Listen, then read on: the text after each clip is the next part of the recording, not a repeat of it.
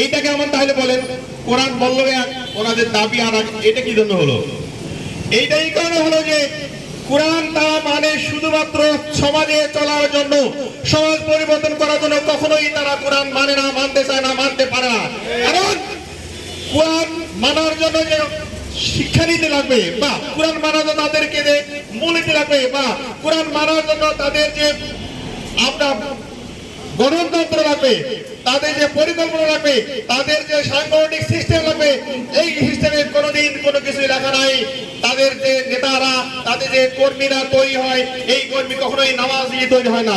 এই কর্মীকে কখনোই এখন নেতা বলে এই তুমি নামাজ পড়ি দেখো, নামাজ পড় বলে বলে না। এই কর্মীকে তারা কখনোই বলে দেয় তুমি মানুষকে ঠকাইস কেন, ওটা বাদ দে। এই তুই মানুষকে ওখানে চাঁদাবাজি করিস, ওটা বাদ দে। এই তুই মানুষকে ওখানে মিথ্যা সাক্ষী দেয় ফাঁসির জন্য, নিজের চাকরির বিনিময়ে, এটা বাদ দে। একটা কর্মী আজ পর্যন্ত খুঁজে পাওয়া যায় নাই। এক হাজার হাজার শুধু না, লক্ষ লক্ষ শুধু না, কোটি কোটি এই সমস্ত রাজনৈতিক বন্ধুরা আমাদের আছেন, তাদের কর্মীরা আছেন, তাদের সহযোগীরা আছেন, তারা এটা কখনোই মানা করে না, মানা করতে পারে না। কারণ তাদের গঠনতন্ত্র এই সমস্ত নাই। আর এই জন্য তারা কোরআনকে ভয় পায় তথা জামাত ইসলামকে ভয় পায়। কারণ এই জামাত ইসলামের তৈরি করা ম্যান্ডেট সহ 2 জন মন্ত্রী যখন উপহার দেওয়া হয়েছিল বাংলার মানুষকে, বাংলার 17-18 কোটি মানুষকে যখন উপহার দেওয়া হলো 2 জন মন্ত্রী, তারা তো কোরআনের তৈরি, তারা তো খাঁটি মানুষ হিসেবে তৈরি করা হয়েছে, কোরআনের সাথে তৈরি করা হয়েছে। কি পাইল তারা? যে সময় বাংলাদেশ হ্যাট্রিক করে দুর্নীতিতে, সেই সময় তারা 3টা মন্ত্রণালয় চালালো 2টা মন্ত্রী। তাদের বিরুদ্ধে দেশীয় গোয়েন্দা সংস্থা, আন্তর্জাতিক গোয়েন্দা সংস্থা মাইক্রোস্কোপ দিয়ে খুঁজে খুঁজে ব্যর্থ, 1 টাকা দুর্নীতি প্রমাণ করতে তারা পায় নাই।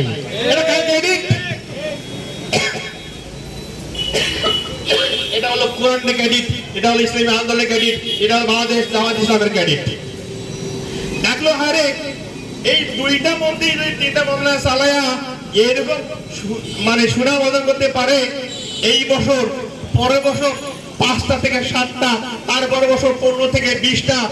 আমরা কোথায়? আমরা তো নাই হয়ে গেছি। এই যখন আমরা নাই হয়ে যাবো তো আমাদের জায়গা থাকবে না। অতএব কি করতে হবে? আমাদের বিরোধ করতে হবে। কি করতে হবে? আমাদেরকে থামাও। কিভাবে থামাও? ওই যে ঐতিহাসিক ট্রেডিশনাল তথাকথিত যুদ্ধ অপরাধের মামলা দাও। প্রেসক্রিপশন কার? প্রেসক্রিপশন হলো বড় দাদা। বড় দাদা যাই বলে এখানে ছোট বোন তাই করে।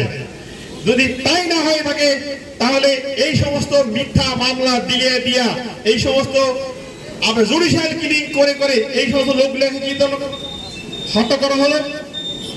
তার প্রকৃষ্ট প্রমাণ হলো এটিএম আজহারুল ইসলাম ভাই, তিনি মুক্তি পাইলে ওই সরকারের রেখে যাওয়া, আল্লাহ তার হায়াত দারাজ করুক, রেখে যাওয়া এটিএম আজহারুল ইসলাম ভাই, ইনি মুক্তি পাইল।